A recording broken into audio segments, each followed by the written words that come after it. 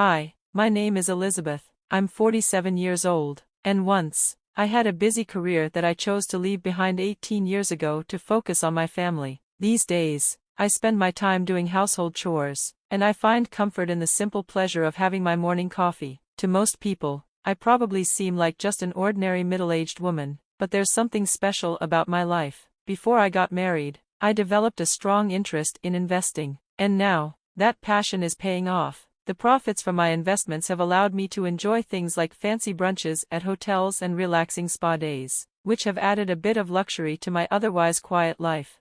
My husband, Gregory, is 42 and works as a salesman for a well-known company. Over the years, he has gained some weight and, frankly, doesn't pay much attention to his personal hygiene, but despite his appearance, he has this charm that never fails to win people over. There's something lovable about him, even with his flaws. I've gently suggested a few times that he should lose some weight for his health, but I don't push the issue too much. We have a daughter, Helen, who is a brilliant and graceful young woman. She looks like Gregory but is far more beautiful and intelligent than both of us. Helen excels academically and in sports, even competing at the national level. She's as humble as she is talented. Gregory and I often look at her in awe, like proud geese watching a beautiful swan. We love her deeply, sometimes maybe a little too protectively, but it's hard not to.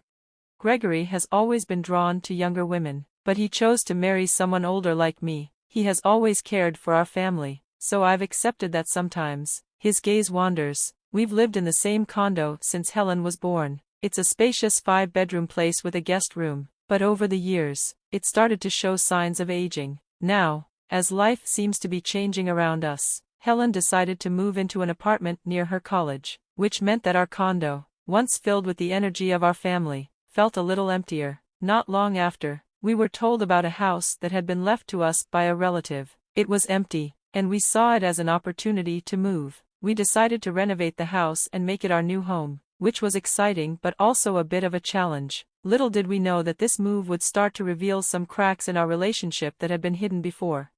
The new house was smaller than our condo. It only had 2 bedrooms, compared to the 5 we were used to, but we made it work, turning it into a comfortable, single-story home for the two of us as we approached retirement. One of the rooms became both a study and a guest room, and we designed it so that it could be divided into another room for Helen, just in case she decided to come back home one day. As we were settling into the new house, Gregory's behavior started to change. He began coming home late every night. His excuses were always about work dinners or weekend outings, but every time he came home, he smelled strongly of alcohol and cigarettes. It made it hard to be around him. Even though we had separate beds, I ended up moving into the study permanently after we moved. When it came time to send out the announcement about our move, I took care of everything. Gregory has never been one to handle such tasks, so I took care of the letters for his family. I sent a brief note to friends and family on my mother's side. Since I lost my parents years ago, I didn't send anything to my father's side of the family. That side had a lot of complicated history, especially with my half-sister, Melissa. Melissa is 15 years younger than me, and she was born after my father remarried, shortly after my mother passed away. At first, I thought Melissa's arrival meant that our families would blend together, but things didn't turn out as expected. 6 years into their marriage, my father and his new wife tragically died in an accident. At their funeral, I learned that my father and his new wife had been childhood friends, and many people thought they should have married long before he met my mother. This revelation, along with the way my family history had unfolded, left me with a lot of difficult feelings, especially when it came to Melissa.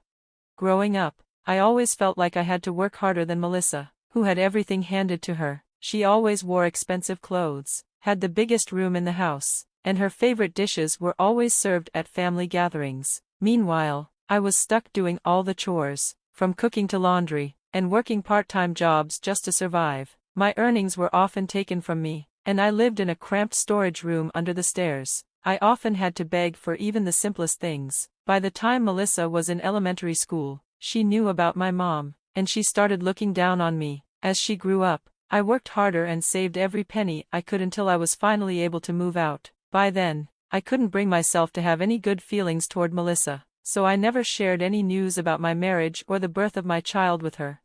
One day, a few weeks after I moved out, I was enjoying a peaceful afternoon tea when the doorbell rang. I answered it, expecting a delivery, but to my surprise, it wasn't a delivery person at all. It was Melissa, wearing a hat that had been visible through the intercom camera. She walked right past me and made herself comfortable on the couch without saying much. "Hi, sis, long time no see," she said as if nothing was wrong. I followed her into the living room, feeling both confused and irritated. "That's just low, Melissa, you're scary," I said, my voice tense. She pretended to be scared, but the smirk on her face showed she wasn't fazed by my anger. "I came for a visit," Melissa said casually, like it was no big deal. Even though I wasn't happy to see her, she seemed unfazed and started explaining why she showed up out of nowhere. "But sis, you never told me where you live. I got married, but my husband is always away on business trips," she said, as though it was normal to just show up at my house after all these years. Despite how uncomfortable and invasive her visit felt, Melissa kept pushing her way into my life. She said her life had become boring, and she was pregnant, so moving around would be difficult for her soon. She also told me that everyone had told her to come stay with me. "Everyone told me to come and stay with you," she said. "Just go home. I want nothing to do with you," I snapped, but she wasn't going anywhere. In frustration, I muttered, typical of a kleptomaniac's daughter. At that point, I couldn't take it anymore. "Get out, I never want to see your face again," I shouted, loud enough that I'm sure the neighbors heard. Just then, Gregory walked in. It felt like the worst timing ever. Melissa wasted no time sidling up to him, putting her arm around his, and acting like they were old friends. Gregory didn't seem upset at all. In fact, he seemed happy to see her. "Oh, Melissa, welcome. My sister here is being mean. I thought it'd be nice to stay with you until the baby is born. Is that okay?" she asked him, looking up at him with a hopeful expression. "Of course, you can stay as long as you want," Gregory said, sounding so enthusiastic that it felt like a slap in the face. I stood there in shock, staring at them as they shared this warm exchange. They seemed more like lovers than in-laws. "Gregory, what's going on?" I asked, my voice filled with confusion and hurt. He dismissed my concerns, accusing me of being jealous of my cute little sister. "There's a spare bed in the guest room. You can stay there," Gregory said to Melissa casually.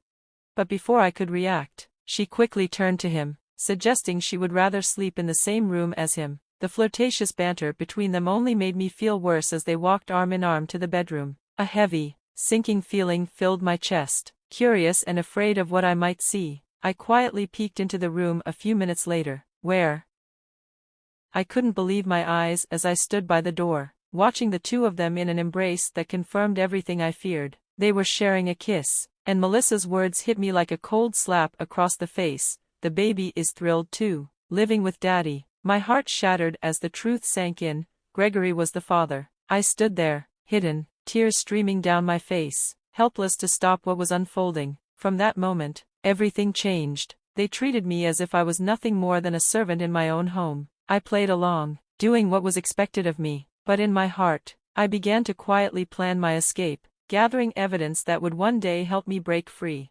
One day, Melissa, with a sense of entitlement in her voice, told me to leave the room. "I need more space," she said, her eyes flashing with anger, something I didn't expect from a pregnant woman. I looked to Gregory, hoping for some kind of support, but he stood beside her, watching them together, smiling at each other. Was the last straw. Any love I had left for him evaporated in that moment, my heart heavy with sadness. I told them, "I'll leave tomorrow."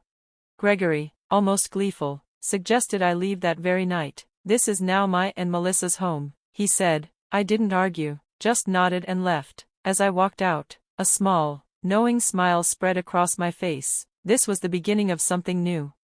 That night, I checked into a hotel. I couldn't stop myself from feeling a little lighter, a little freer. The next day, I made plans, contacting a moving company and even going to City Hall. Though I hadn't slept much, I felt a rush of excitement that I hadn't felt in years. When I got back to the house, the movers were confused. The place was empty, except for a small box with some of my things tossed inside, and at the bottom of the box, Gregory's wedding ring lay as a final insult. The house was a mess, a reflection of how little care they'd given it. I told the movers to pack up their things, too. On the dining table, I found a note from Gregory and Melissa. They'd gone on a week-long trip abroad and expected me to clean up the house in their absence. They also mentioned that the divorce would be finalized when they returned. His selfishness astounded me, but at least it made things easier. After the movers packed up my things, I left Gregory's wedding ring on the kitchen counter and left for good. I had decided to buy a cozy one-bedroom apartment near Helen's university. It was on sale, and the idea of living in peace, away from the chaos of my old life, filled me with relief. When Gregory and Melissa returned, my phone rang non-stop. I knew it was them before even checking. I answered with a calm, "Hello." Gregory's frantic voice came through. "What the hell is going on?" he demanded. I kept my cool. "What do you mean, what's going on?" He told me the house was empty, and I couldn't help but laugh. "Well, it was my house," I replied, my voice laced with sarcasm. Gregory demanded to know where everything was. I calmly explained that since I didn't live there anymore, I had no reason to keep the house. "We were living there, weren't we? Don't worry, everything's safely in storage. I'll text you the details." He pleaded with me to come back, but I reminded him that the house was in my name, paid for by my investments, and he had contributed nothing. Then he mentioned Melissa's pregnancy and asked me to reconsider. That's when I dropped the bombshell. I told him I'd known about their affair since Melissa's surprise visit, and I'd been gathering evidence ever since. I had recordings, too, thanks to a high-end baby monitor I'd been convinced to buy during one of Melissa's shopping sprees. The monitor, capable of recording even in total darkness, had caught everything. Gregory was silent. I told him to check the mailbox, where a certified letter awaited him. It was about the financial consequences of their actions. I also mentioned that Melissa had received a similar letter. Gregory begged me to discuss it with his lawyer, but I ended the call.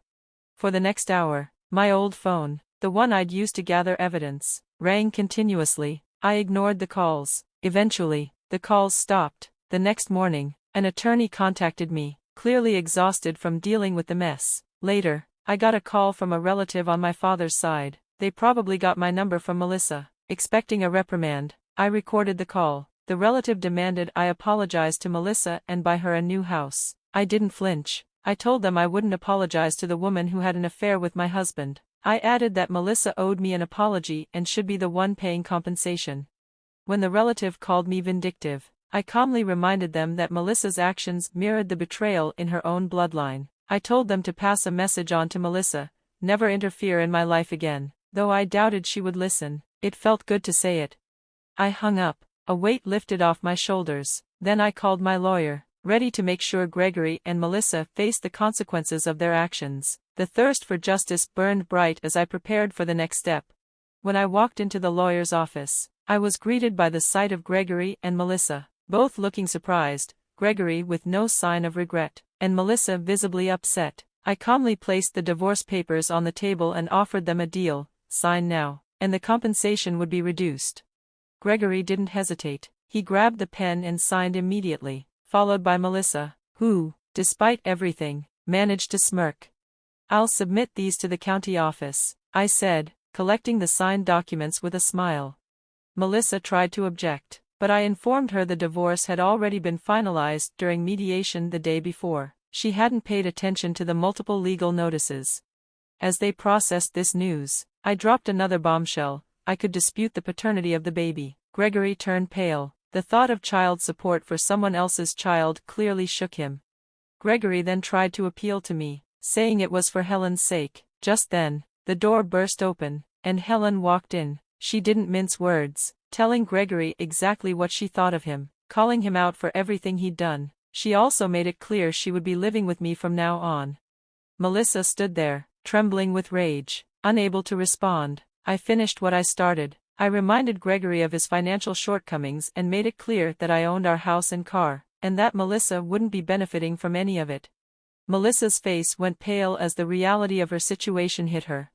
Afterward, Helen and I went to dinner together, laughing and enjoying each other's company. For the first time in a long while, I felt at peace. As for Melissa and Gregory, their plans quickly unraveled. Gregory lost his job for misusing company funds on secret trips with Melissa. He had to scramble for part-time work. Melissa, now facing the reality of her pregnancy and a broken relationship, struggled financially. Helen thrived in college, and I found myself living peacefully, my finances secure from my investments. Interestingly, I also struck up a friendship with Melissa's ex-husband, who now calls me Catherine. He recently reached out, hinting at an important conversation, leaving me both curious and slightly nervous, as if I were a young woman in love again.